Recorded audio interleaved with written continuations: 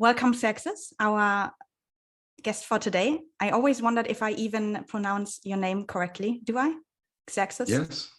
Yeah. Yes, yes. So in German, yes, it's Xerxes. Xerxes, in English, it's Xerxes. So it's perfectly fine. I've known you now for a couple of years, and I still wasn't sure whether I pronounced it correctly. You still haven't asked. I still haven't asked. Yeah. So thank you for having me. Absolutely, pleasure. It's been a long way coming. We met 2 years ago, I believe, or a year and a half, through Mani, who also wanted to come on this call. So I hope he will join us a little bit later. I believe, when he introduced us, it wasn't quite clear who's coming on which podcast first, and so I ended up on yours. And then the intention was always there that you come onto mine, which at the time was the In Sync podcast, which is now under the Human Plus brand. And so we made it. That's very cool. Yeah. A couple of words about the intentions for this event before we get started. If like everything that we do for the Human Plus community, the intention for organizing this event is also to spark new ideas, thoughts, and inspiration at this very interesting point in time that we currently find ourselves in. I think we can all agree with that is a very interesting point. And knowing Xerxes now for quite some time, I imagine that whatever he has to say today will probably challenge mainstream viewpoints and perceptions, and possibly even your own choices and identity. So hold nothing back, Xerxes. That's what we're here for. And very much looking forward to that. And for everyone who's listening, who's joining today, and who's even participating, my invitation to you is to really allow all different viewpoints to be there, to genuinely inquire into them with curiosity and awareness, to always listen, to understand. So not to respond, not to already form your argument in your mind, but to really just listen to what he has to say, what other people have to say, and stay open-minded and open-hearted, as always. That's the most important part. And I said it earlier to Xerxes, the topic that we chose, or that he chose, is from a collective psychosis, which is very, very strong word, psychosis, to ... We don't know, could go either way. Our intention with that word is not to inflict any more friction and polarity between people, because we have a lot of that already in the world. And we are also not here to find solutions, although that might, come up in discussion in groups like that. That is always a very fruitful ground. So maybe solutions do come up, but that's not what we are here for. We are really here to listen and to learn from each other, as I said. And that's really the premises of this community. It is not to polarize people, it is to unite people. It's about uniting different viewpoints, and at the end of the day, really uniting polarities, because if we can manage that, then the world will be a much better place. I hope everyone agrees with that. If not, this is your chance to say no. I'm out. Okay. So many of you here on the call have been working for the greater good for many years, either in visible or less visible ways. But each and every one of you being here is really part of the solution. And I really mean that, because a lot of people, they don't even dare to look behind the curtain and to question their choices. They don't question reality. They don't question anything. They just go with whatever is being thrown at them. And you guys are at least open to discussions like that, and you're working on yourselves. And that's really the way how we can create change in the world. So each and every one of you, whether you're on the forefront or more invisible, so working in the background, you're all playing an important part in this movement. And it's really cool to see also, people like Markus, for example, Markus Drün, raise your hand, say hi. He's developed the psychedelics map for change. So that's an incredible tool for transformation, change and transformation. Rolf, who is the founder of the Upgrade Society, very, very cool initiative as well. Keith, my dear shaman, he's dedicated his life on working with people on many levels. So many people on this call who are really adding value, all of you, to society, and it's cool to come together in this way. And yeah, for all of us who are working in this area or have an awareness to it, we all feel that, you know, change is really upon us. So change is already here, right now. We have the mental health crisis, we have COVID, we have a climate crisis, you know, we have the financial system is about to crash. We have all of these things right in front, and you could say that happens every few years. It happens in cycles, and that is true. Like, these things do happen in cycles, but somehow I think we can all agree that this time feels different, and this time feels very strong and very different. So that's why when we talked, Xerxes and I, we were like, well, are we at the turning point? And maybe that can just be the question for this call. Are we really at the turning point? So to introduce Xerxes, and then I will hand it over to you to make a better intro, because I actually find it quite hard to introduce yourself. So I'm just going to read out, you know, what you've given me, but I find you very hard to put into any kind of box. But I understand that you are a professional speaker, a counselor, and evolutionary catalyst with people and organizations. You have an interdisciplinary background in social science, traditional Oriental medicine, Eastern and Western psychology, and mysticism, as well as strategy and organizational development. And you describe yourself as a transcultural traveler between diverse worlds, combining different thought schools, ideas, and people to inspire and create new solutions for current and future challenges. Sounds all pretty good. But I have to say, you are much more awesome in real life, and that's why I'm happy to have you here too. You're very fascinating personality. I love our conversations. I think you have a lot to share, basically, and I really appreciate you. So I'm happy that you come on here, and that is actually your first interview in a long time, so that's even better. Yeah. Yes, thank you very much. And yes, it is the first interview in a long time. Last interview wasn't published. I don't know what they said, that it wasn't published. So something. So yeah, this is the description on my website. I think I should update it. It sounds so, in German we say swole. But yeah, I'm a human being like everyone.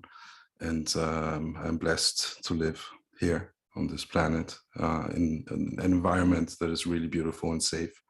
It's not the same for most people in the world. For the majority of people, it's not like that. And I guess all of us who are here today share a similar experience, that we are safe and live more or less free. So yeah, I think when it comes to my personal journey, like originally I was born in Iran during the revolution, and my parents fled to Austria. And fast forward, studied in the UK. And when I came back, I went into a corporate consulting company, Capgemini. At the time, I don't know where it is now, but it was, I think, one of the top 10 corporate consulting companies. And I was really naive when I entered. I thought it was about, you know, consulting for doing something like purposeful. And like realized on the first day, because coincidentally, first day I started, they defined the goals for the year, and they were purely financial goals, profit-oriented goals.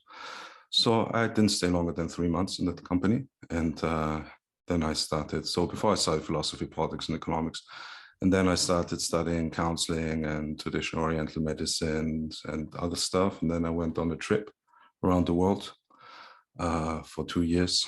And when I came back, I was mostly in consciousness work and healing work. And then in 2010, I was invited to do some high-level consulting in, yeah, I don't want to go into too much detail, but it was really on high level. And I was given the opportunity theoretically to do it from a conscious perspective. So, and I tried that, and then I realized it's all as good as it used to be, like in my first job. And then I started to speak. It just happened coincidentally that I started to speak, and that was in 2015, while still doing consciousness work and healing work and consulting with companies. And then basically, yeah, when the pandemic hit, I realized that a lot of the things that I would want to talk about are in the gray shades. And what happened through the pandemic was that it's not possible to talk about the gray shades anymore. It seems like everything is like in public. It seems like things are black and white, you know, and gray shades are in public really hard to talk about. And I also realized, also worked like as a professional speaker in with an agency, had an agent, and I realized that basically this agency speaking is to a large extent it's more or less like show business. It's like really that you're expected to not speak about certain things. They don't tell you you're not allowed to. I mean, the furthest they will go is that they will say it's bad for business if you talk about this, you know. But I realized that like really a lot of things that we experience, that we see and read and hear, is really part of it's not part of a big conspiracy like many people think. It's just we are in this atmosphere where a lot of things are not good for business, you know. And yeah, I mean, my perspective is we're at the end of humanity, you know, and there is still the possibility that this will be now the turning point. But I mean, I personally don't. I you know, so many people they're so like worried that we as humanity could go extinct. And I actually find it quite exciting to be maybe second to last or third to last generation after so many thousands of years that we humans existed, Homo sapiens existed, and now experiencing the end of humanity, possibly, you know, while like everything is burning. And I think, I mean, the climate crisis, there's so many theories about the climate crisis.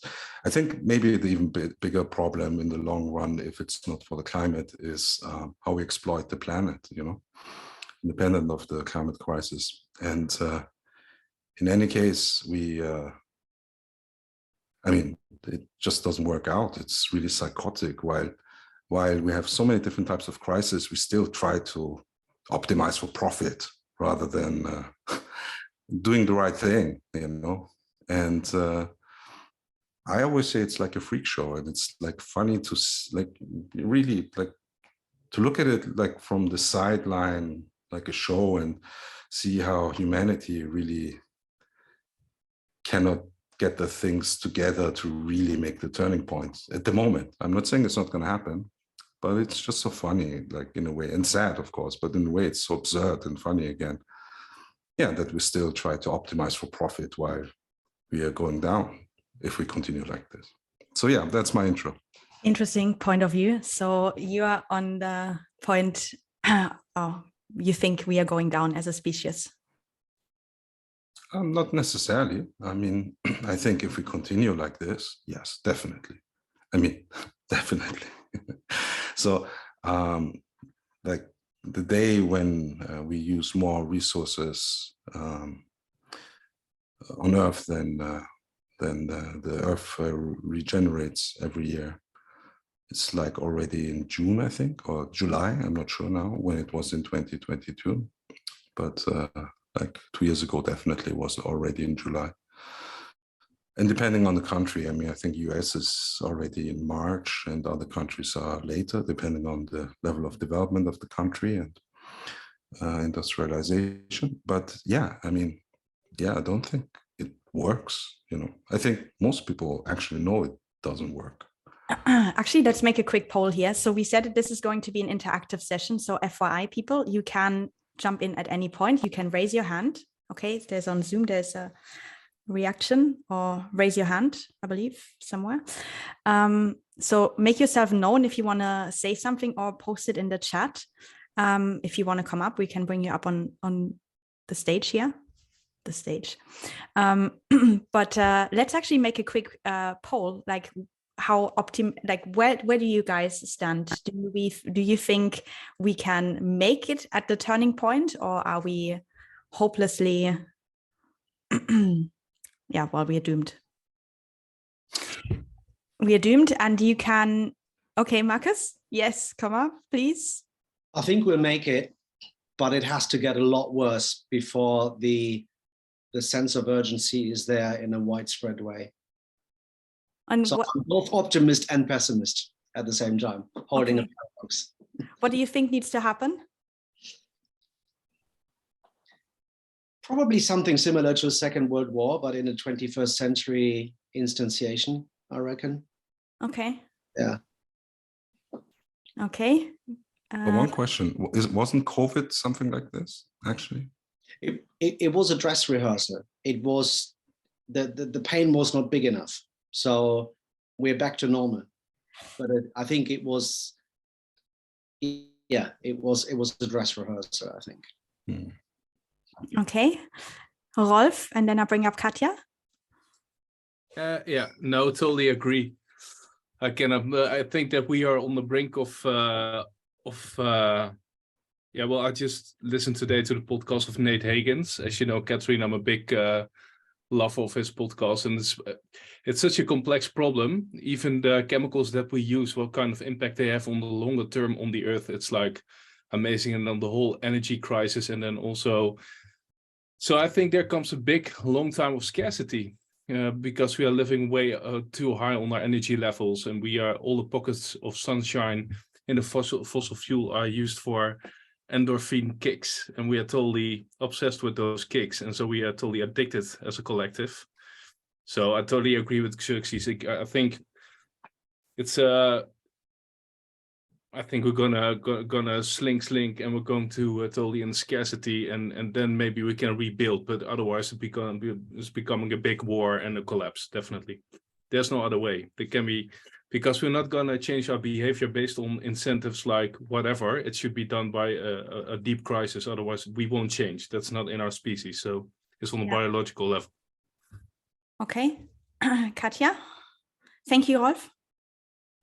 Yes, I also totally chime into that. So I have a lot of hope for humanity. I'm a life lover and I love humanity. So I'm quite optimistic, but I also agree that there needs to be a huge clash, a huge destruction that really hits everyone so deeply that it comes to the turning point. Basically, everyone needs to experience that on a visceral level in order to also develop the compassion for the people that are maybe already in that situation, for us to turn it around as a collective. I don't know how many generations that will take, if that will happen within our generation or in the next generations. But I definitely also do see it and feel that we're building up to a point, and it's going to get way worse, but at the same time also way better, because we need that shift. We need that drastic shift. Interesting. And now I see in the comments, Andre is saying, I think we are far away from any disaster. And when it comes, it will be unexpected. If expected, the human beings will solve it.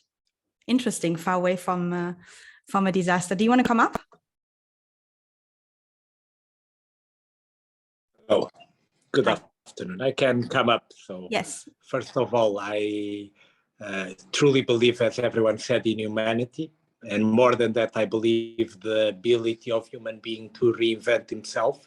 So any disaster or any event that has, I would say, a minimum time of happening, the human being will be able to find a solution, as we saw during the COVID crisis. And it was very quick, and even though the human beings, after some time, 1 year, which is a very short time in the, I would say, in the normal times, it's a very short time. today we have a very sense of urgency, but it's a very small time to solve a crisis like the one it happened in COVID. So any event that is somehow expected or it takes some time to happen, I think human beings will be able to address it. In order to have a more catalytic change, it will need to be something unexpected and very fast. And I don't think today we are close to that. I think even climate change is something that will happen, but will take some time. And today we have a lot of data and we interpret too much the data, but the world is changing for millions of years. And today we believe that all that is happening, most of things are a human fault, but also there are things is the world reinventing itself and regenerating itself. So at the end of the day, we are not the only living species in this world. So we need to understand that. Thank you. Xerxes, I leave the word to you. So, I mean, it's obvious. I mean, like everyone, the way it was answered is everyone is psychotic, obviously. I mean, like, if you look at the facts, we are actually dying. But to be serious, yeah, I definitely agree with most of what has been said. And at the same time, I think it's really important not to have too much hope. Because if you have too much hope, it's not going to happen. And the thing is, so I think, I mean, once you really go and live, for example, in Portugal or south of Spain or Greece, somewhere like this, you actually see that we have a serious climate issue. The question is, and I'm really open when it comes to that question, like to what extent it is made, man-made, human-made. I really don't know. I cannot, I mean, like in general, the scientists say it's obvious. And there's also alternative theories about the methane, for example, which is a bigger problem than CO2, for example. I cannot really tell anything about that. But once you're like really in the Mediterranean countries, for example, you can see it's a serious issue, like a very serious issue.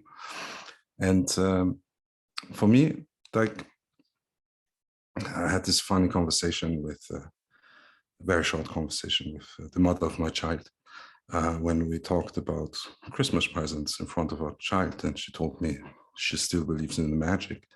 And then I thought, I mean, it's quite similar, you know. How do people react when they actually find out that we might be doomed, like seriously doomed? I'm not saying that we are, but how do they react? They perhaps react all in the way like the people did right now on this panel, you know. So because it's you know, do we really want to lose hope?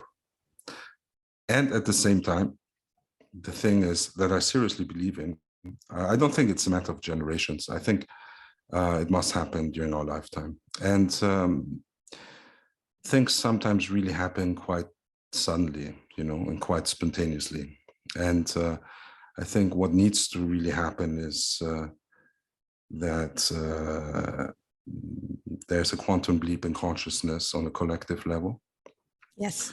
And through a quantum leap in consciousness on a collective level, we can turn it around, possibly. Yeah. Not definitely, but possibly. And then again, I just keep repeating myself. Even if we cannot turn it around, I mean, it's not so bad to experience the end of humanity, is it? I mean, seriously. Well, if you are expanded enough to know that, you know, you're just changing form and, you know, you transcend to another dimension, then yeah, it is not as of a scary thought. But, you know, if you're not that, then I mean, as individuals, we're gonna like die in this lifetime anyway. So, you know, so even if you don't believe in rebirth and things like that, you know, I mean, it's what's the big difference if I experience like humanity dying at the same time or just me personally dying? Yeah. But yeah, that's just my perspective. Fair enough. By the way, I just figured out that when I said I bring you up, everyone, I brought you up on my screen. I don't know. I'm now we are pinned, I think. hopefully for everyone. Technical issues. Anyway, don't want to derail from the topic. Xerxes, you are, no, you're good. Okay, so well, if we are heading to the turning point, then what are we doing here? Like each and every one of us, like how can we shift that collective consciousness? What's the point of all of it then? That's a question for you. For me? Oh, okay. Well, I mean, one of my favorite stories that I like to tell, especially when people are talking about the new paradigm and that we need to manifest a new paradigm. And I always wonder what the new paradigm is. I mean, don't misunderstand me. I have a podcast, it's called Challenging Paradigm X. And it's a reference to human development, that you always need to challenge the paradigms to get to the next level. But when it comes to true solution, my favorite story goes like this. A man goes to the prophet Elijah and asks him, Elijah, what is heaven and what is hell? And Elijah goes and takes him with him, and they go into a kind of castle, and they walk through some corridors, and they enter a hall, and in that hall there's a lot of men and women, and there's 2 giant pots with soup, and they have giant spoons, and they're too big, these spoons, for anyone to hold them on their own. And everyone is so hungry, and everyone wants that soup, and they fight, and it's just like a war zone, And then Elijah looks at the man and says, you see, this is hell. And then they leave that room and walk down the corridor and enter another big hall. And the scene is fairly similar. So you have these giant pots there and these giant spoons. And the big difference is it's very peaceful because people are helping out each other and helping each other to eat the soup. And there's enough soup for everyone. And then Elijah turns to the man and says, you see, this is heaven.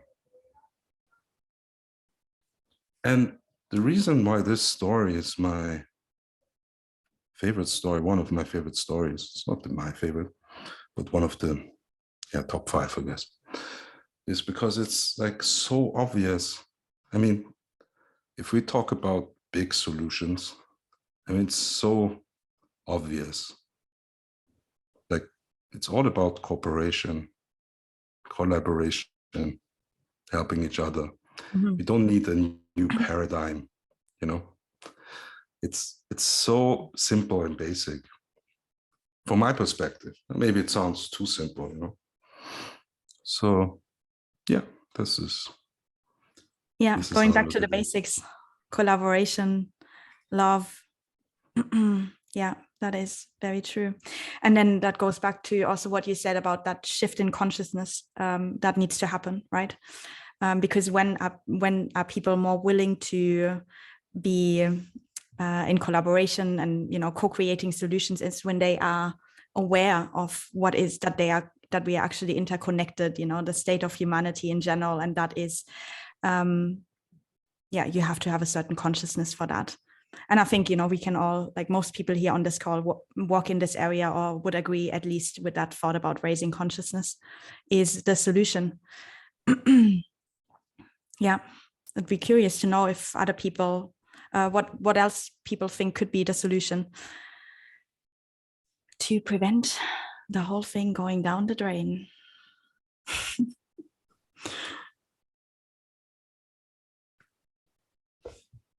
Any thoughts, any views? I think I made it quite hard because... No, and I think you made it hard, but not that hard. So it's all about the definition, what is going to the drain, exactly what you said, Kat.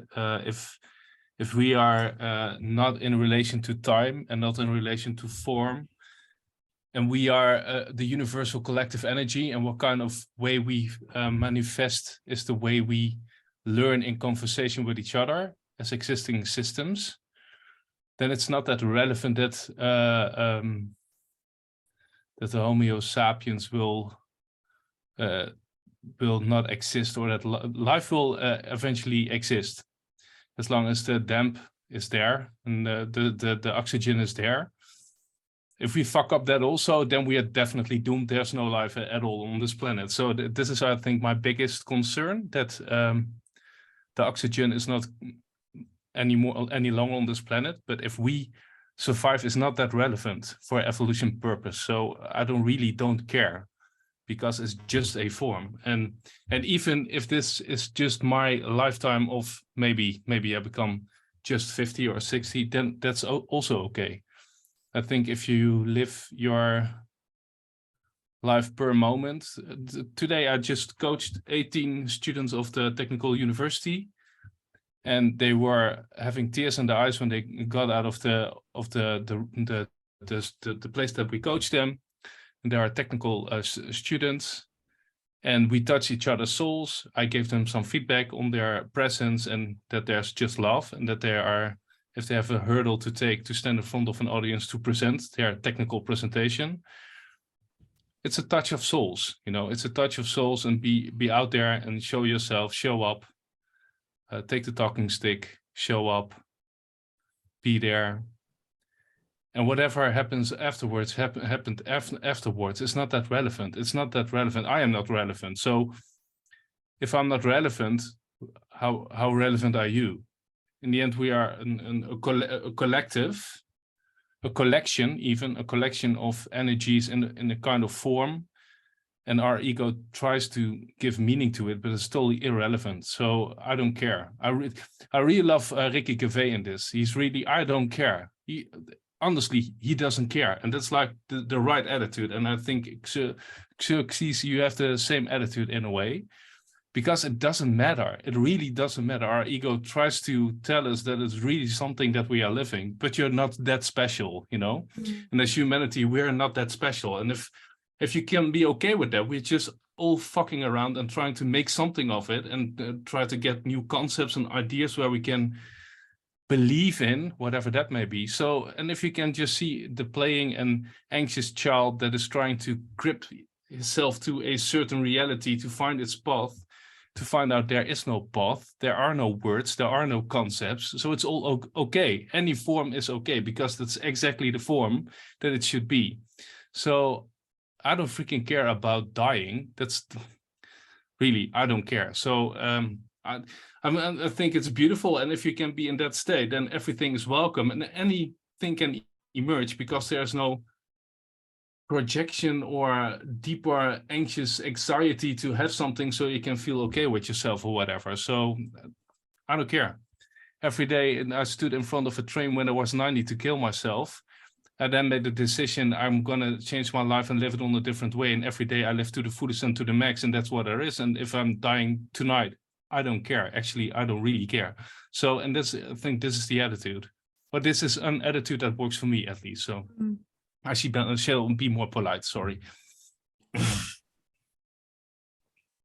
And may I add something? I think I fully agree with you. And yes, I don't care about so many things. There's still things I care about. But I still try. I mean, it's not a nihilistic kind of, you know, like suicidal. I don't care, but no. It's and I don't care, but I still try to do the thing that I believe is purposeful and right. Exactly. You know, which is very individual. Could be something that's you know, like, you know, this crazy guy in Norway who killed the kids also thought he was doing something right, but yeah, you know what I mean.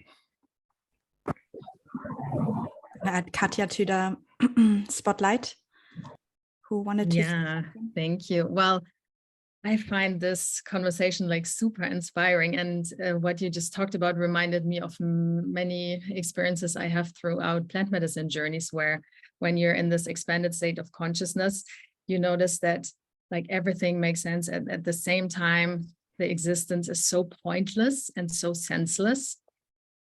So looking at it from that higher perspective, yeah, like what we're like heading to or what's happening, and if humanity survives or not in the end, it's not important, because we might just be an experiment if you look at it from that higher perspective. But at the same time, we are also here embodied in that form, and we are in our individual consciousness here in the human experience, and we want to give meaning to it.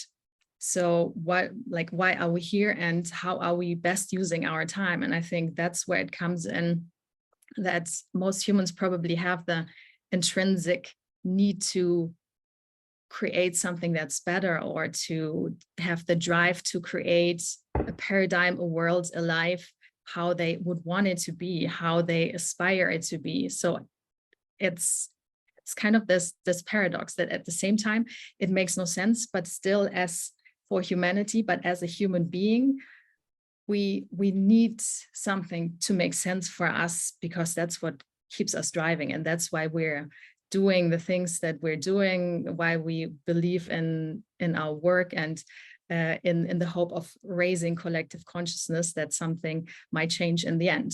But yeah, depending on where I'm at, I'm able to hold both positions. But I would say, like, most of the time when I'm in my human experience, I really want to see that we have the agency to create a change in this world. Beautiful. I agree with that sentiment. Rolf, you raised your hand. On Katja, one little reflection on that. I think I was reading the book of Humankind of Rutger Brechter is his name, Rutger Bregman, and it's about, as hunter-gatherers, we took another step, right? So we took the step of sitting still, not moving at all, creating farmers, sheeps more and more, and afterward the Industrial Revolution and Cæsar. I think the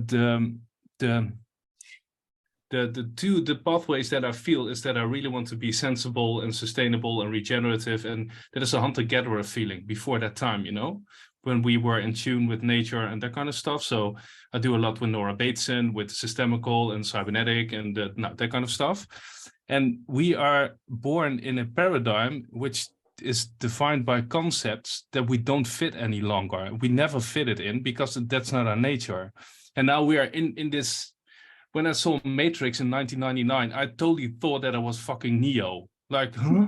This is my brain talking, you know. So, and when I saw the first Zeitgeist 1, 2, 3, I thought, well, this is it, you know. And I think if you are starting to become awake of aware of this matrix that's all around us, and we are caged in, so this and all the negatives it has created with the big chemical industries, and it had polluted our oceans and whatever, and just basically made us all addicted. So Xerxes, the terminology that you use, I totally understand that, because it's really, we are in a psychosis. This is not different than this, you know. So it's really about how to step out of it. It's to make a truly U-turn. We need to talk different narratives. We need to create another story in which we can believe in, and which is back to the hunter-gatherer paradigm, which really fits in this current technology development where we're also in. So we need to create a narrative that's inclusive of technology and innovation, but it's not innovation in the business sense of creating even more chips bullshit. No, going back to the essence, what is really needed to have a purposeful and full life. And that has nothing to do with this digital bullshit that I'm surrounded now with. This is about connection and looking Catherine in her eyes when she's in Amsterdam and say, well, this is awesome. We are totally connected, because this is the celebration of life. And that we have ways to create connections far more advanced than my parents could. That's super, but don't let this be the essence of life. So I think in the end, we need to go back and to understand and to remember who we are. And if we remember this, use the technology and all the abilities that we have in line with nature to create new narratives. So that would be a little bit of reflection on you, Katja, because I know there's those two streams in myself as well. It's a mismatch all around the whole day. So. Amen. I'm going to add Marcus to the spotlight. Marcus, you're in the spotlight. Yes, so I have a problem with the narrative of let's go back to nature, because most people that now romanticize nature come from a position of privilege. Like I live next to a forest, literally right there. And a lot of people that live in nature, they really struggle with what nature has to offer to them in terms of floods and droughts and all the rest of it. And that has always been there, irrespective of climate crisis now. We're just accelerating it. And the much more profound thing with this whole romanticization of nature is that we killed every fucking megafauna on Earth to become now who we are with our tools, our technology, and our trade. So if we really want to go back to nature, as in like to live a more coexisting, integral, in the real sense of the whole thing, integral sense of the word, we need to ask the question, what's the evolutionary purpose of human beings as part of this nature, as part of this whole Gaia organism? And most likely, we need to make trade-offs that actually are at our detriment for the sake of the whole system. That's the level of consciousness that I think humans need to get to in order to be with nature. So we all want peace on Earth, and the only thing to get there is that we make peace with nature. And I don't have any answer to that, but I resist the romanticization of nature.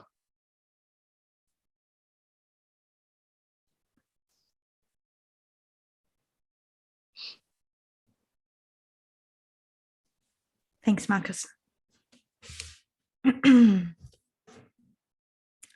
Xerxes, do you want to respond to this? I don't want to talk too much because I tend to talk a lot. I fully agree with everything I've heard. So with sorry, my voice. So also when it comes to nature, I live now kind of in nature in South Portugal, and yes, it also came partly out of romanticizing about it, and I see a lot of people doing this down here.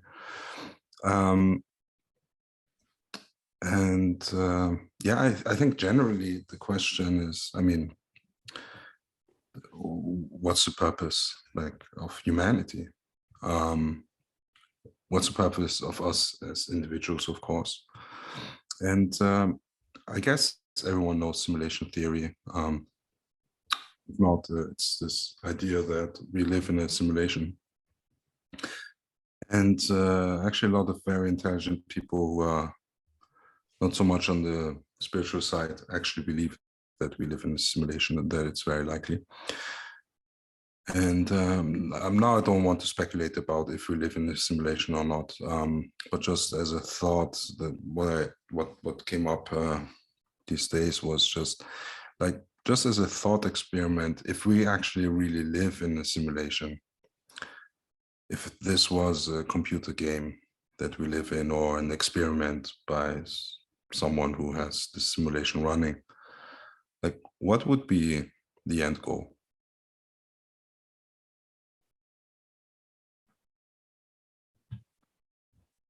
And this is a question to everyone. If we really live in a simulation, what would be the end goal? I don't know if what's your hypothesis? Andre? At Spotlight. The goal of I don't believe in a simulation, first of all, just to be clear. But if we were in a game, I would say the end goal is we kill ourselves, because I think the biggest threat to humanity, it's ourselves, not any other external factors. Because I think being in this call, we prove ourselves that we are the most developed, I would say, living being on Earth, because we went out of our basic instincts, our basic needs, to go a lot beyond that. So I think if this was a simulation, we would see where we go to kill ourselves or to extinguish ourselves.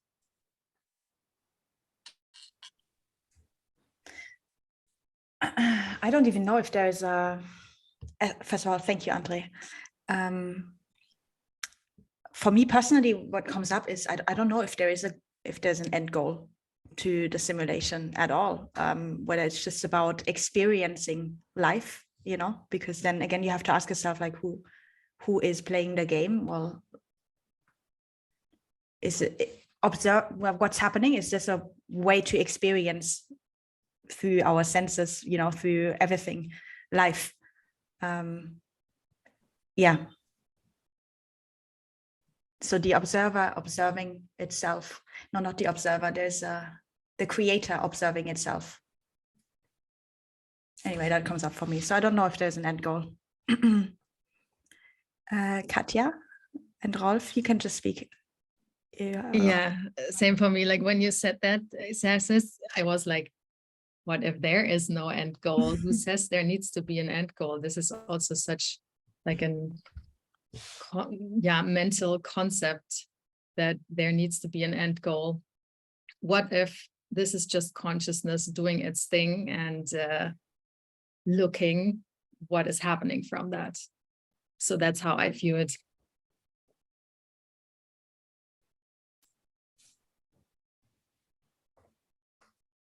Can you hear me? Yeah. Oh, nice.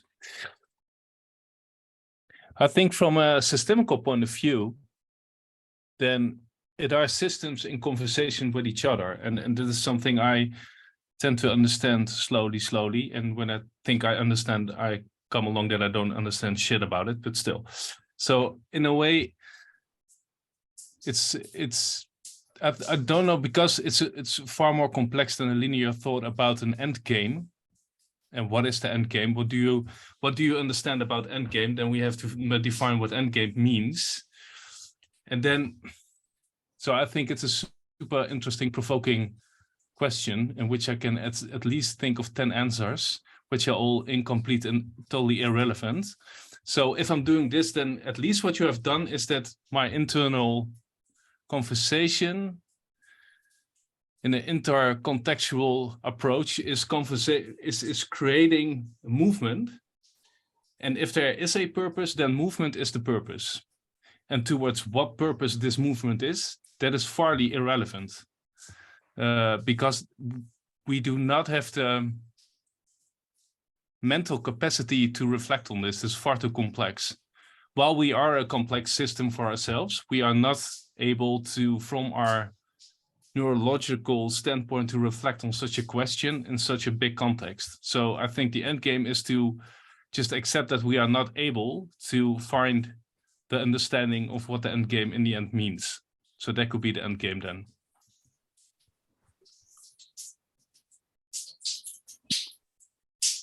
Somebody is showering. That's super nice. Okay, cool.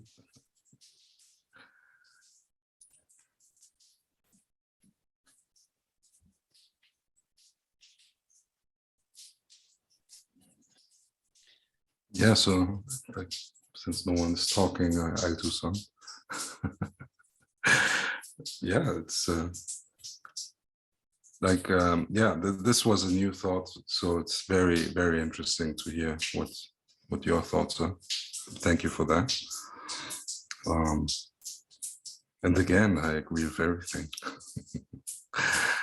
And it's very inspiring for me.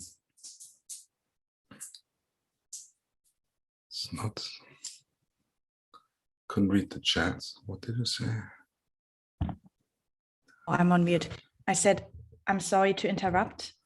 Apparently I wasn't able to because I was on mute, but it sounded like somebody is showering, but it just stopped. So apologies for disrupting the flow. You continue. Me? Any question? I don't know, what should I say? It's not that I have so much to say, to be honest. You thought I have so much to say. You do. You just need to be asked the right questions. But Marcus has something to say. He has his hand raised. Yeah, I mean, I can maybe frame it as a question to you, actually. So building on what Katja said, it's maybe consciousness being aware of itself. When you look at the law of entropy, it clearly led up to ever more cognitive performance in various species on this planet. And I guess the question I have, if we compare our computing power, and I'm not talking about consciousness, I'm talking about intelligence and tools and all that stuff. If we look at chimps, and then between chimps we look at ants, and from ants we look down at one cells.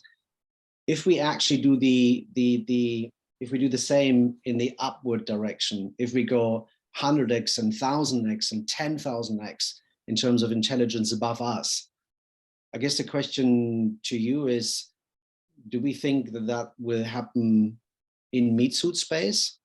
Or is our evolutionary purpose actually to create an AI, even if the AI destroys us, but that AI might eventually be mighty to actually figure out, for instance, what 95% of the universe is all about, that we just know exists, but we have no access to, which we call dark matter and dark energy. This is just two terms to say we don't know, basically.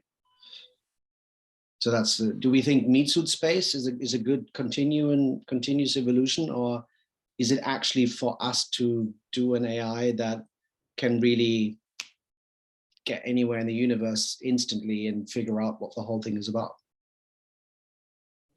So now you used twice the same term that I didn't understand. Meat suit space? Yeah, meat suit as in like in... Oh, okay, yeah. And say the question again now, please. I guess the question is, if the purpose of the universe is for consciousness to look at itself, and we got quite far in our capacity for consciousness, should we actually create an AI that might even destroy us, but the trade-off is that the AI becomes so powerful that it eventually will figure out what the end game is of the universe?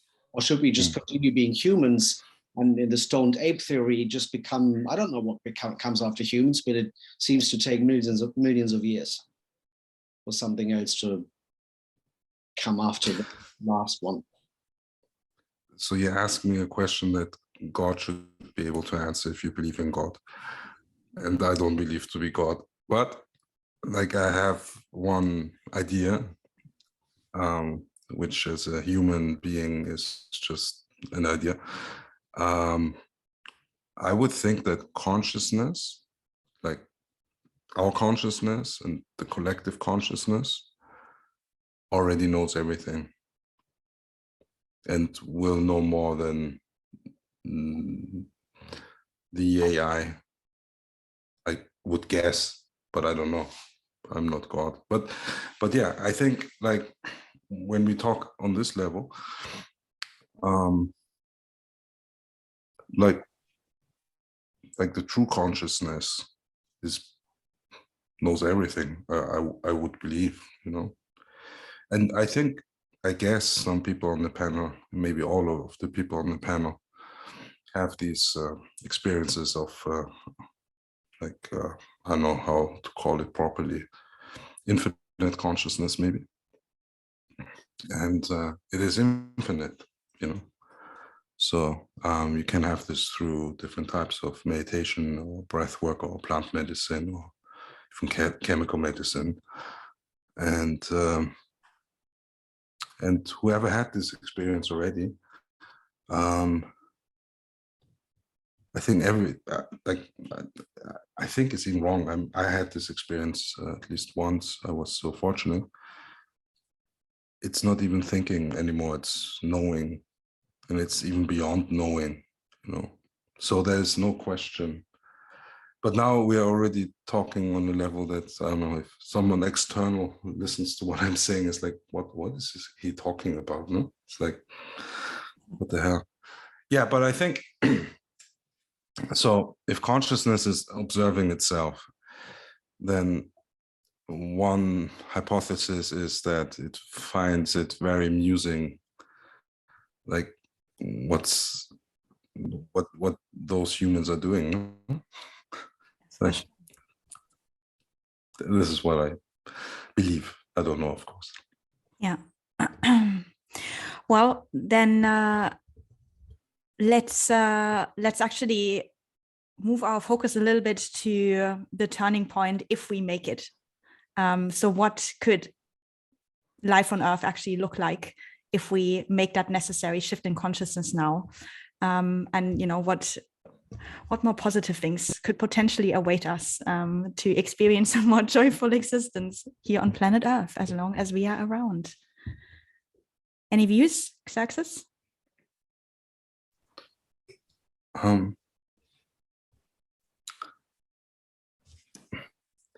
So there was this one woman, and I really identified with what she said. She said, paradise is not a place, it's a state of consciousness. And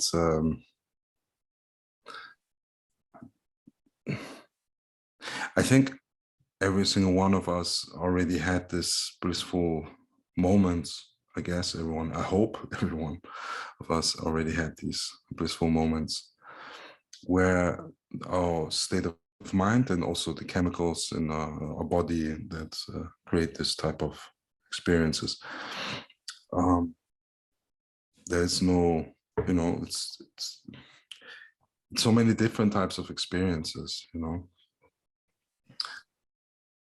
I think the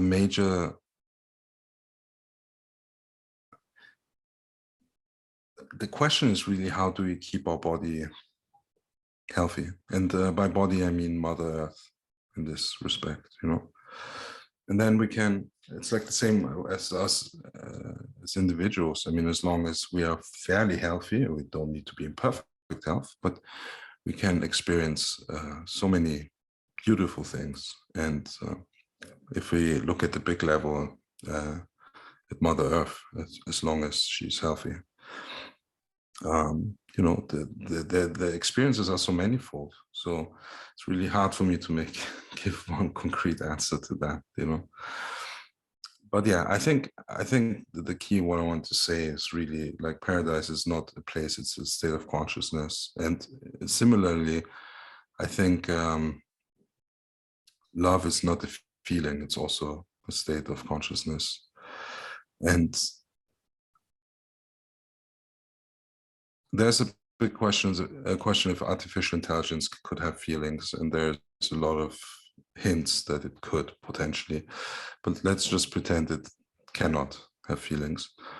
Then the one thing that makes us so different from anything artificial is that we actually feel, and then love is the answer to a lot of things, So I think these are the two things I can just, say to this. Rolf. Sorry, Rolf. Oh, darn, my hand was still on. That's cool. Yeah, again, what I find interesting is what did you say in the beginning, Catherine, about is there a positive, is there an upside of this investment of life? Is there an upside to be made? How can we get a positive hideout or whatever? It's really about what is positive and what is making it. And so I think there's a definition. There's also the barrier of language. There's also, we are totally hung up by language, by concepts, by ideas. So the fact that, Catherine, I'm working with Nora Bateson on warm data to get more enriched multilingual approaches of how can you, we are so in Dutch, I'm a Dutchie, in Dutch we've got certain concepts in our language, and I need English to explain certain concepts that we simply have no words for in Dutch. And in English, it cannot be different than, for instance, Arabic language or whatever. And language is the way. And also AI is, I have an AI startup, so I know a bit about AI. That's also language. So it's always about language, and we are indoctrined, I don't know. So in language, we have a language, and that's our scope of thinking also. It really defines the way we can think about innovation. I really hate the term. So in new concepts and ideas and in the liminal space, I think we have a massive step to make to go in the liminal space between all the existing concepts. And this liminal space is far bigger than all the concepts of all the languages together. So I think we have to, Xerxes, what you say, if you are going in a state with ayahuasca, or as we do in MDMA in Holland, obviously, or whatever, so you take a step into a personal trance and you go into a liminal space in which, or podos or whatever, then you can click into this vast big space in which every possibility is open for you. It's just your intention that lets you flow the way you want to flow. So in the end, there are no words, there are just feelings, symbols, a lot of symbols, as I have experienced.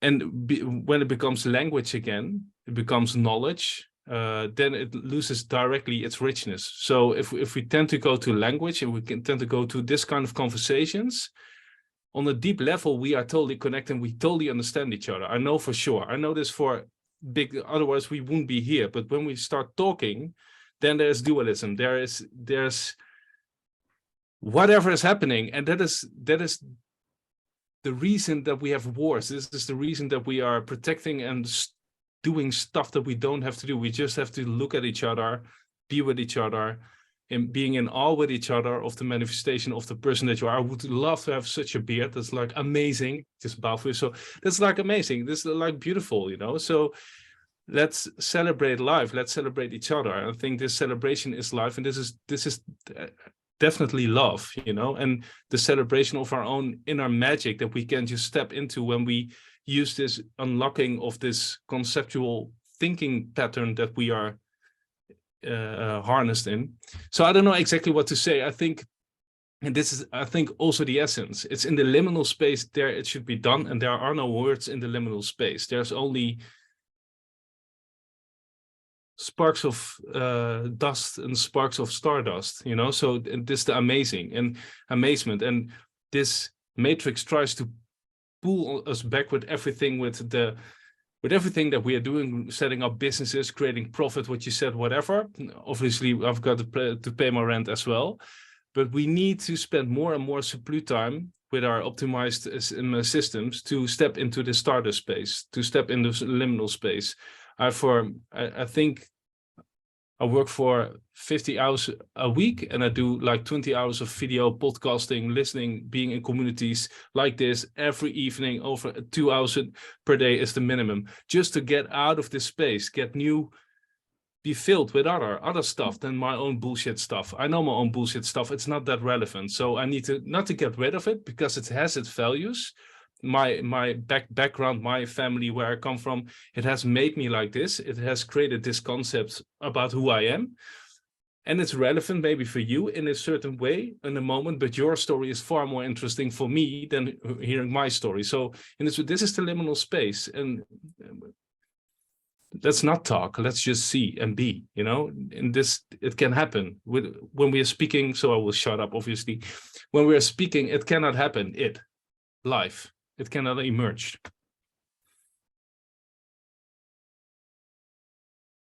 Thank you. Yeah, thank you, Rolf. I look forward to seeing you next week. Katja? Yes. So with regards to the question, what could the future look like? I have no idea how it will look like specifically, but what is coming to me is I think it's important, or an important step, or the approach that we move from thinking we're separate to realizing that we're actually all connected, like a big organism, like a big body. It doesn't make sense if the left thumb is fighting the right thumb over whatsoever. Like we all need to collaborate, instead compete, because we're part of one. And also developing this compassion for the entire organism, and then maybe also seeing at a certain point that might mean that certain parts that are unhealthy need to die off and go. And also then being willing as the collective organism to really let those parts just die, instead of holding on to it and over identifying with being that specific part. So I know that's now very abstract, but whatever that then will look like in detail, specifically in action steps or in things that are happening, I don't know. But I think it's about developing this consciousness that we need each other, we depend on each other, and that we need to behave from that knowing. Amen. Marcus? Yeah, I'd like to build on that and to like tie it back to what I said earlier about the evolutionary purpose of humans. So we are clearly facing and hitting our planetary boundaries. And what if there was interspecies money? And the reason why I think that's a really radical concept is I don't think we will get rid of the human emotions that drive things like greed and wish for profit. I think it's innate in human beings. If you look at primates, we're building on top of what we come from, basically. And capitalism in its current form is just an absolutely rigged game, and it's very incomplete. So how can we create incentive structures where the elephant that lives is more valuable than the elephant that's dead? And for that, we need interspecies money. We need not the UN for humans. We need something that, where somehow all the species that are on planet Earth are somehow represented. And if we ever get to that place, and to really allow, I mean, Katja, you said like it's very abstract. I just thought like, wow, here's a super concrete example on how to make that abstract thought super tangible. We all know that we need bees for all sorts of cross-pollination of our food chain. So what if there was actually in the year 2075 a council where we as the human, because we're still the apex predator, but if we become more compassionate and more wise, if we actually come to the situation where we have to choose, we have to let 10 million human beings go. Like we literally have to somehow find a way to decimate us, because that's what's required for the bee population to stay intact. For all the other, by then, I don't know, 10 billion people to continue to live. I think unless we realize that when we say everything is connected, that it's all organism on Earth is actually one organism, I think we are heading towards more crises and catastrophes.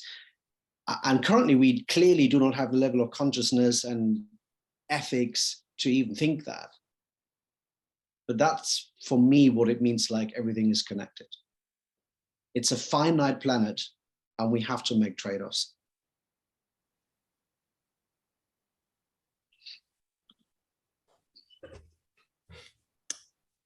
Yeah, powerful. Marcus. Nothing to add here.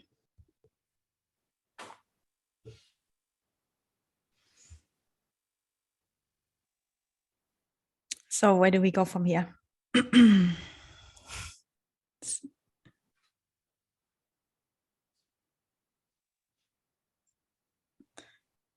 Xerxes, my friend. Where do we go from here? I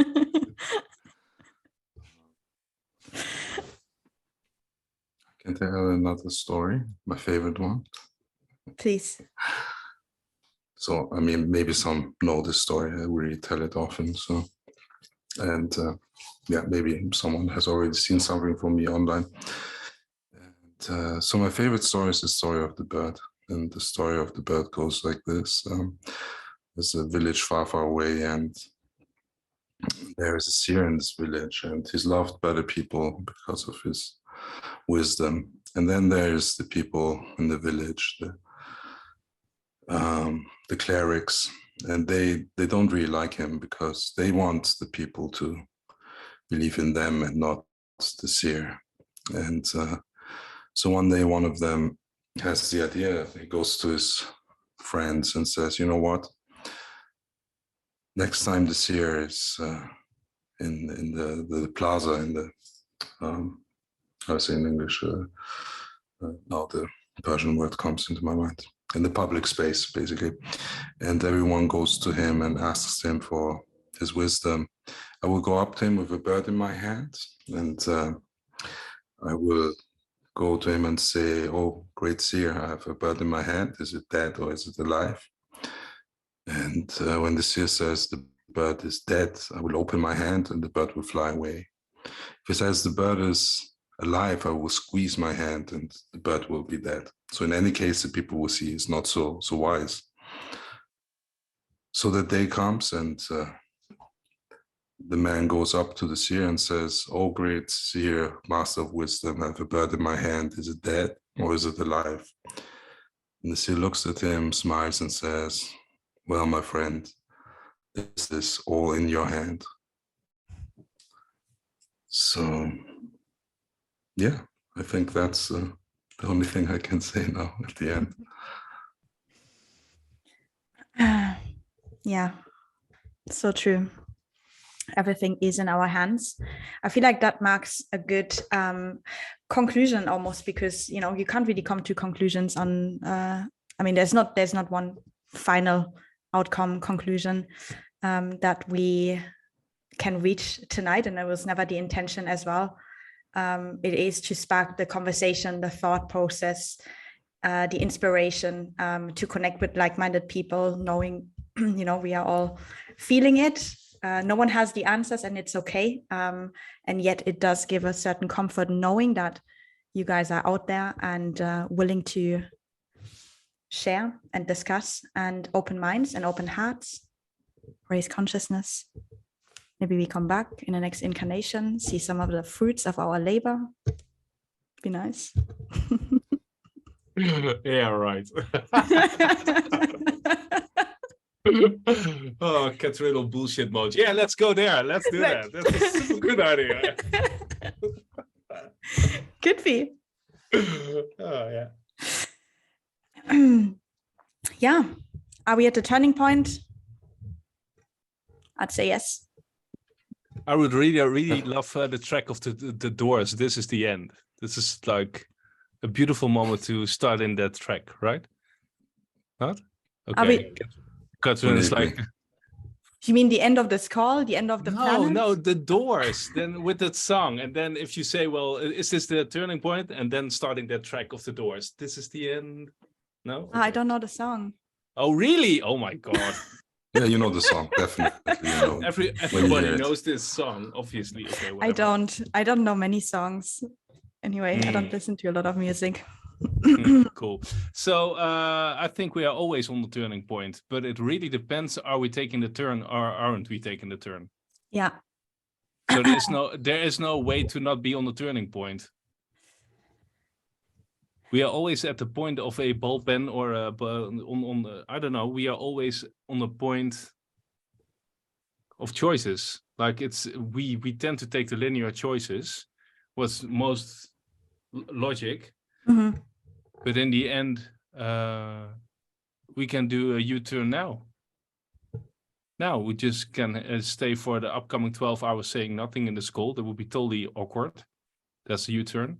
But we can also drop the mic and never speak again with each other. That would be awkward as well. There's a totally different other story outcome than we are tending to do. Okay, bye-bye, have a nice evening. Yeah, the 90 minutes are full. Let's go. So we can make the everyday whole day can make U-turns. So it's up to us. It's in our hand, isn't it, Xerxes? Yeah, man. Exactly. Absolutely. Okay, well, gotta end this call somehow though. Xerxes, do you wanna like to say yes? Thank you very much. Yeah. Definitely. Thank you very much to everyone. It was really inspiring to me. I hope it was similarly inspiring for you as well, but definitely was very good to hear all of you. Thank you very much. Have a nice evening.